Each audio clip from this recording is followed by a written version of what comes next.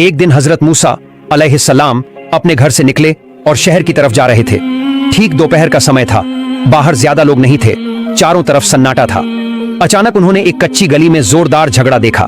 फिरन के बावर्ची काबुन और एक इजरायली लकड़हारे सामरी के बीच बहुत तकरार हो रही थी। काबुन बड़ा दुस्साहसी और जिद्दी था, सामरी बहुत कमजोर था। काबुन उस इजरायली के सिर पर एक भारी लकड़ी थोपने की कोशिश कर रहा था और उसे जबरन उठवाने लगा। लकड़हारा बार बार मना कर रहा था, पर काबुन नहीं माना। जब उसने देखा कि हजरत मूसा अलैहिस्सलाम आ रहे हैं, उसने जोर से चिल्लाकर मदद मांगी। बचाओ, कोई मेरी मदद करो। हजरत मूसा अलैहिस्सलाम वहां पहुंचे और काबुन से बोले, तुम क्यों उसे यह बोझ डाल रहे हो? यह तुम खुद उठा सकते हो। मगर काबुन और भी जिद पर अड़ा रहा, कहने लगा कि मैं उसे मजबूर करूंगा। दोनों में बहस तेज हो गई। हजरत मूसा अलैहिस्सलाम उसे समझाने लगे, लेकिन काबुन न माना। तब हजरत मूसा अलैहिस्सलाम ने उसे एक थप्पड़ मार दिया। काबुन वहीं गिर पड़ा और उसकी मौत हो गई। हजरत मूसा अलैहिस्सलाम का कभी इरादा हत्या का नहीं था। यह सब अनजाने में हो गया। वे डरे हुए उस कमजोर इजरायली से बोले, तुम अभी यहीं से भाग जाओ, अब लोग बाहर आने वाले हैं। अगर फिरौन के सैनिक देख लेंगे कि उसके बावर्ची की हत्या हुई तो हम दोनों मुसीबत में पड़ जाएंगे। और वे दोनों चुपके से वहां से चले गए। उस रात हजरत मूसा अलैहिस्सलाम ने अल्लाह के सामने सिर झुकाकर दुआ की, मैंने बड़ा अनर्थ कर दिया। मैं बस झगड़ा खत्म करना चाहता था, पर अनजाने में यह हो गया। मैं तेरे सामने पूरी सच्चाई के साथ माफी मांगता हूँ। और अल्लाह रब्बुल आलमीन ने उन्हें इस भूल के लिए माफ कर दिया। कुछ समय के बाद लोग सड़कों पर आ गए और काबुन का लाश मिला। खबर तुरंत फिरौन तक पहुंच गई। फिरौन भड़क उठा, तुरंत पता लगाओ किसकी हिम्मत है जिसने मेरे बावर्ची की हत्या की। उसे मेरे सामने लाओ, मैं उसे सजा दूंगा। राज के लोग और सैनिक हर जगह छानबीन करने लगे। हजरत मूसा अलैहिस्सलाम बहुत भयभीत थे और अगली सुबह हजरत मूसा अलैहिस्सलाम फिर से शहर की तरफ चले। थोड़ी दूर जाने पर उन्होंने देखा वही इजरायली आदमी सड़क पर किसी अन्य कुफरती से झगड़ रहा है। जब उस इजरायली ने हजरत मूसा अलैहिस्सलाम को देखा तो उसने फिर से मदद के लिए पुकारा। हजरत मूसा अलैहिस्सलाम ने सोचा कि यह आदमी झगड़ालू है, इसलिए वे उसकी ओर गए और क्रोधित आवाज में बोले, क्या तुम्हें लोगों से लड़ना अच्छा लगता है? तुम बहुत झगड़ालू हो। इजरायली ने हजरत मूसा अलैहिस्सलाम की गलती सुनकर और उनसे नजदीक आते देख डर कर कहा, हे मूसा, क्या तुम आज मुझे भी उसी तरह मारना चाहते हो जैसे तुमने कल काबुन को मारा था? इजरायली के यह शब्द सुनकर मौजूद कुफरती लोग एकदम चुप हो गए और झगड़ा रुक गया। तुरंत ही वे लोग फिरौन के दरबार के पास पहुंचे और बोले, अब हम काबुन के हत्यारे का पता लगा चुके हैं। वह कोई और नहीं बल्कि हजरत मूसा अलैहिस्सलाम है। यह खबर सुनकर फिरौन पहले से ही हजरत मूसा अलैहिस्सलाम से बहुत नाराज था और अब उसका गुस्सा और भड़क उठा। फिरौन ने तुरंत अपने सैनिकों को आदेश दिया, तुम जाओ और मूसा को पकड़कर मेरे सामने लाओ। राज्य के सैनिकों ने सावन करके हजरत मूसा अलैहिस्सलाम को पकड़ने की कोशिश की, पर जैसे ही फिरौन ने चारों तरफ सैनिक भेजे, इसके बीच फिरौन के दरबार में छुपा हुआ एक ईमानदार आदमी, जिसे तफसीर कुर्तबी में हिस्किल इब्न सबूरा बताया गया है, कहा जाता है कि वह फिरौन का चचेरा भाई था, तेजी से हजरत मूसा अलैहिस्सलाम के पास भागा। उसने कहा, मूसा, मैंने सुना है कि फिरौन तुम्हें गिरफ्तार करने और सजा देने की साजिश कर रहा है। उसने कहा है कि तुमने उसके बावर्ची को मार डाला है। तुम जल्दी से यहाँ से निकल जाओ, इस देश को छोड़कर किसी दूसरे देश चले जाओ, ताकि कोई तुम्हें पहचान न ले और तुम्हारी जान खतरे में न पड़े। हजरत मूसा अलैहिस्सलाम पहले से ही बहुत डरे हुए थे। यह खबर सुनकर उनका भय और भी बढ़ गया। उन्होंने बिना देरी के, बिना किसी को कुछ बताए मिस्र छोड़ दिया और मादियान की तरफ चल पड़े। उनके मन में सिर्फ एक डर था, फिरौन का आदेश और क्रोधित लोगों से जान का खतरा। लोग काबुन की हत्या के बाद गुस्से में उन्हें मारने के लिए तैयार थे। तफसीर कुर्तबी में लिखा है कि मादियान तक का सफर मिस्र से 8 दिन का था और हजरत मूसा अलैहिस्सलाम यही अकेले निकल पड़े, किसी को बताए बिना। रास्ते में वे बार बार अल्लाह रब्बुल आलमीन से दुआ करते रहे, हे अल्लाह, मेरी रक्षा कर, मुझे रास्ता दिखा। हे अल्लाह, मुझे सही रास्ता दिखा। हजरत मूसा अलैहिस्सलाम चलते चलते थक चुकी है।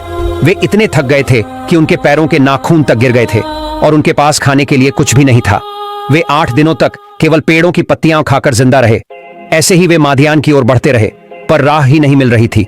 इसी बीच अल्लाह रब्बुल आलमीन ने हजरत जिब्राइल अलैहिस्सलाम को आदेश दिया, हे जिब्राइल, मेरे नबी मूसा के पास जाओ और उन्हें सही रास्ता दिखाओ। हजरत जिब्राइल अलैहिस्सलाम ने फिर अदृश्य रूप में उनका मार्ग दिखाना शुरू किया और अल्लाह की मदद से हजरत मूसा अलैहिस्सलाम मादियान पहुंच गए। जब हजरत मूसा अलैहिस्सलाम मादियान पहुंचे तो वे बहुत थके हुए थे। उनका शरीर कमजोर हो चुका था। उन्होंने आराम करने के लिए एक पेड़ की छांव में बैठ गया। थोड़ी देर बाद उनकी नजर एक कुएं पर पड़ी। कई चरवाहे वहां से पानी निकालकर अपनी बकरियों और भेड़ों को पिला रहे थे। उसी समय उन्होंने देखा कि किनारे पर दो युवतियां अपनी बकरियों को अलग संभाले खड़ी थीं, ताकि उनके जानवर बाकी झुंड के साथ न मिल जाएं। उनके चेहरे पर परेशानी साफ झलक रही थी। जब चरवाहे अपने जानवरों को पानी पिला चुके तो उन्होंने कुएं के मुंह पर एक बहुत बड़ा पत्थर रख दिया और चले गए। यह दोनों युवतियां हजरत शुएब अलैहिस्सलाम की बेटियां थीं। उनकी आदत थी कि वे रोज अपनी बकरियां और भेड़ें लेकर यहाँ आती, मगर वे तब तक इंतजार करती जब तक चरवाहे चले न जाए। फिर अगर कुएं में पानी बचा होता तो वे अपने जानवरों को पिला लेती। अगर पानी खत्म हो जाता तो उनके जानवर प्यासे रह जाते। इस वजह से उन्हें रोज बहुत देर हो जाती थी। हजरत मूसा अलैहिस्सलाम ने यह सब दूर से देखा और उनके दिल में उन लड़कियों के लिए दया आ गई। वे उनके पास गए और नरम आवाज में बोले, तुम यहाँ चुपचाप क्यों खड़ी हो? तुम्हारा यहाँ आने का मकसद क्या है? लड़कियों ने विनम्रता से जवाब दिया, हम औरतें हैं, हम इन मर्द चरवाहों के साथ धक्का मुक्की करके अपने जानवरों को पानी नहीं पिला सकती, इसलिए हम इंतजार करती हैं। जब वे लोग चले जाते हैं तभी बचे हुए पानी से अपने जानवरों को पिलाते हैं। हमारे पिता बहुत बूढ़े हैं, अगर वे जवान होते तो हमें यह तकलीफ न झेलनी पड़ती। यह सुनकर हजरत मूसा अलैहिस्सलाम ने मुस्कुराते हुए कहा, अगर मैं तुम्हारे लिए कुएं का पत्थर हटा दूं और तुम्हारे जानवरों को ताजा पानी पिला दूं तो क्या तुम खुश हो जाओगी? लड़कियों ने हैरानी से देखा और बोली, यह तो मुमकिन नहीं है। कुएं के मुंह पर रखा यह पत्थर बहुत बड़ा है, इसे हटाने के लिए 10 लोगों की जरूरत पड़ती है और आप अकेले यह कैसे कर सकते हैं? तफसीर कुर्तबी में भी लिखा है कि उस कुएं का पत्थर उठाने के लिए 10 आदमियों की ताकत चाहिए होती थी। हजरत मूसा अलैहिस्सलाम उस समय बहुत भूखे और थके हुए थे, लेकिन अल्लाह की नाम लेकर उन्होंने आसानी से कुएं के मुंह पर रखा भारी पत्थर हटा दिया। यह देखकर दोनों लड़कियां दंग रह गईं। उन्होंने तुरंत अपनी बकरियों को ताजा पानी पिलाया और जल्दी जल्दी घर चली गईं। इस बीच हजरत मूसा अलैहिस्सलाम फिर उसी पेड़ की छांव में बैठकर आराम करने लगे। भूख इतनी तेज थी कि पेट पीठ से लग गया था। 8 दिनों से वे केवल पेड़ों की पत्तियां खा रहे थे, जिससे उनका चेहरा पीला पड़ गया था। तब उन्होंने हाथ उठाकर दुआ की, ऐ अल्लाह, मैं तेरी रहमत का मोहताज हूं, तू मेरी मदद कर। उल्मा बताते हैं कि इस दुआ में हजरत मूसा अलैहिस्सलाम ने खाना मांगा और अल्लाह ने उनकी दुआ कबूल की। उधर हजरत शुएब अलैहिस्सलाम की दोनों बेटियां आज पहले से बहुत जल्दी घर लौट आईं। यह देखकर उन्होंने हैरानी से पूछा, बेटियों, आज इतनी जल्दी कैसे लौट आईं? बड़ी बेटी ने आदर से जवाब दिया, अब्बा जान, आज एक अजनबी मगर ताकतवर और भरोसेमंद युवक कुएं के पास पेड़ की छांव में बैठा था। उसी ने अकेले ही बड़ा पत्थर हटा दिया और हमारी बकरियों को साफ और ताजा पानी पिला दिया। आज हमें कोई मेहनत नहीं करनी पड़ी, इसलिए हम जल्दी लौट आए। यह सुनकर हजरत शुएब अलैहिस्सलाम ने कहा, वह अजनबी कौन थे जिसने तुम्हारे साथ इतनी नेकी की? अच्छा, तुम दोनों में से कोई जाकर देखो, अगर वह अभी भी बैठा है तो उसे बुलाकर हमारे घर ले आओ। उसके इस मेहनत का हमें इनाम देना चाहिए। पिता के हुक्म से हजरत सफूरा तुरंत निकल पड़ी। उन्होंने जाकर देखा कि हजरत मूसा अलैहिस्सलाम अब भी उसी पेड़ की छांव में बैठे हैं। सफूरा हल्की मुस्कान के साथ उनके पास पहुंची और कहा, जनाब, मेरे पिता ने आपको हमारे घर चलने का निमंत्रण दिया है। यह सुनकर हजरत मूसा अलैहिस्सलाम बिना देर किए उठ खड़े हुए और सफूरा के साथ चलने लगे। पहले सफूरा रास्ता दिखाने के लिए आगे बढ़ी, मगर हजरत मूसा अलैहिस्सलाम ने विनम्रता से कहा, ऐ सम्माननीय महिला, आप मेरे पीछे चलिए, मैं आपके आगे चलूं, क्योंकि मेरी नजर आपके पैरों पर पड़ सकती है। मैं नहीं चाहता कि किसी अजनबी औरत की सुंदरता को देखूं। सफूरा ने मुस्कुराकर जवाब दिया, जनाब, लेकिन आप तो हमारे घर का रास्ता नहीं जानते, इसलिए मैं आगे चल रही हूँ। हजरत मूसा अलैहिस्सलाम ने सफूरा से कहा, मैं तुम्हारे आगे चलता रहूंगा। अगर मैं रास्ता भूल गया या कहीं गलत दिशा में चला गया तो तुम पीछे से मुझे आवाज देकर सही रास्ता बता देना। यह सुनकर सफूरा उनके पीछे चलने लगी। उसी वक्त सफूरा के दिल में यह बात बैठ गई कि यह युवक बेहद चरित्रवान और प्रतिष्ठित है। चलते चलते दोनों हजरत शुएब अलैहिस्सलाम के घर पहुंचे। वहां पहुंचकर हजरत मूसा अलैहिस्सलाम ने आदर से सलाम किया। हजरत शुएब अलैहिस्सलाम ने मुस्कुराकर सलाम का जवाब दिया और पूछा, बेटा, तुम कहां से आए हो और यहां आने का उद्देश्य क्या है? हजरत मूसा अलैहिस्सलाम ने सारा हाल विस्तार से बयान किया। उनकी बातें सुनकर हजरत शुएब अलैहिस्सलाम ने बोली, रहमत हो, बेफिक्र रहो, अब तुम सुरक्षित हो, जालिम अब तुम्हारा कुछ नहीं बिगाड़ सकते।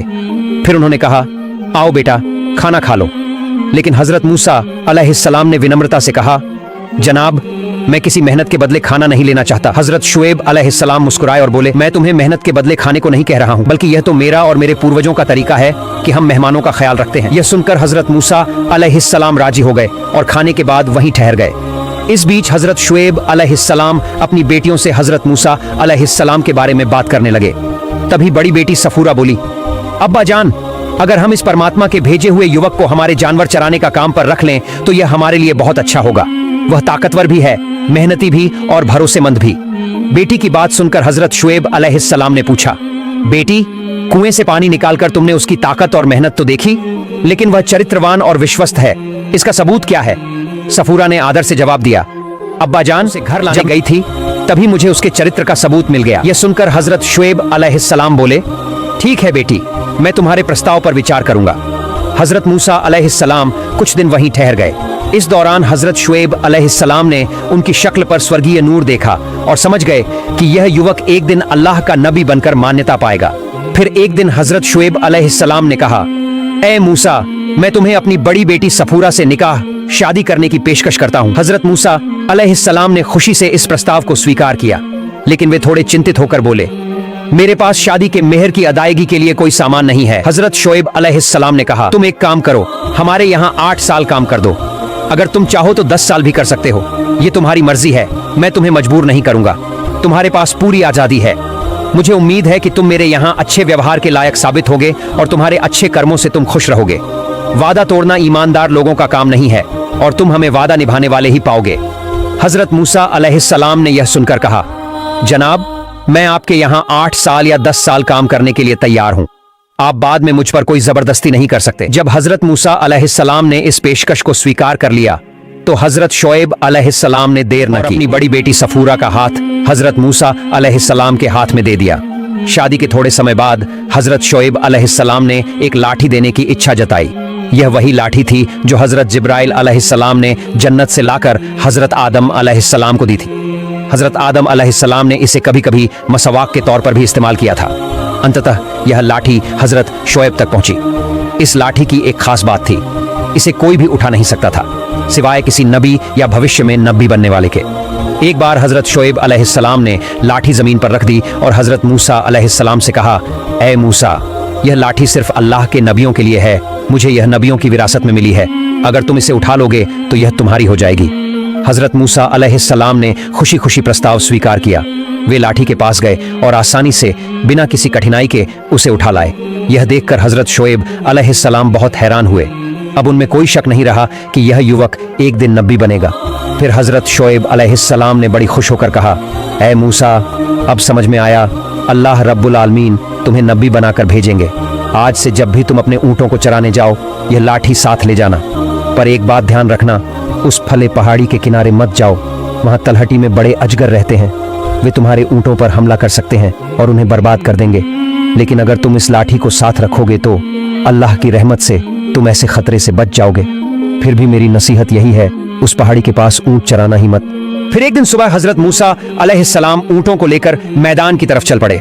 लेकिन आज ऊँट उसी दिशा में बढ़ने लगे जहाँ जाने से हजरत शुएब अलैहिस्सलाम ने मना किया था। मूसा अलैहिस्सलाम ने बहुत कोशिश की कि ऊँट दूसरी ओर चलें, मगर ऊँट जिद पर अड़ गए और वहीं निषिद्ध पहाड़ी की तरफ बढ़ते गए। आखिरकार मूसा अलैहिस्सलाम थक गए और ऊँट उस पहाड़ी की तलहटी में जाकर घास खाने लगे। थकान से चूर होकर हजरत मूसा अलैहिस्सलाम थोड़ी दूर एक पेड़ की छांव में बैठ गए। उन्होंने अपनी लाठी पास रखी और कहा, ए लाठी, मैं सोने जा रहा हूं, देखना हमारे ऊँटों पर कोई सांप या अजगर हमला न कर दे। इतना कहकर वो सो गए। थोड़ी देर बाद उस पहाड़ी से एक बड़ा अजगर निकला और ऊँटों की ओर बढ़ने लगा। तभी मूसा की लाठी ने अजगर का रूप धारण कर लिया और उस बड़े सांप पर हमला करके उसे वहीं मार डाला।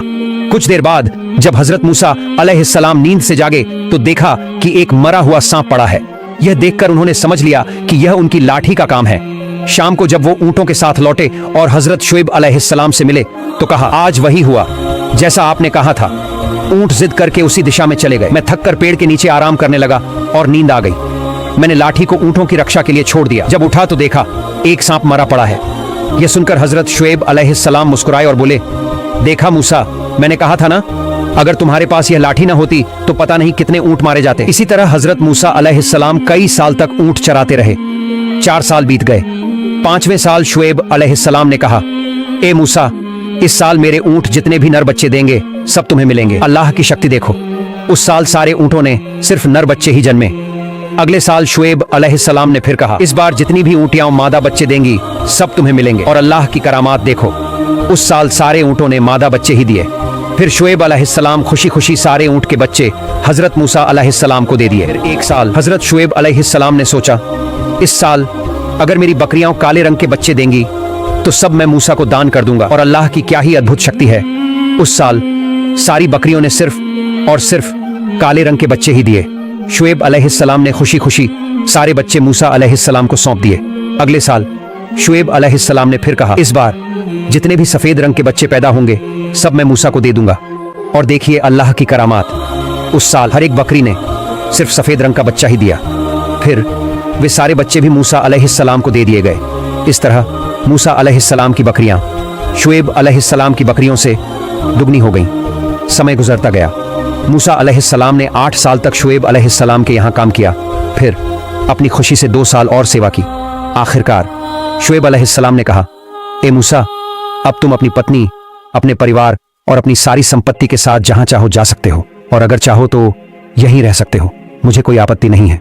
फिर मूसा अलैहिस्सलाम ने अपने परिवार, बच्चों और धन दौलत के साथ अपने देश लौटने का इरादा किया। और प्रिय दर्शकों, यही था हजरत मूसा अलैहिस्सलाम की बरकतों से भरी शादी का कहानी। अल्लाह हमें इस घटना से सीखने और अपनी जिंदगी को सही राह पर चलाने की तौफीक अता करे।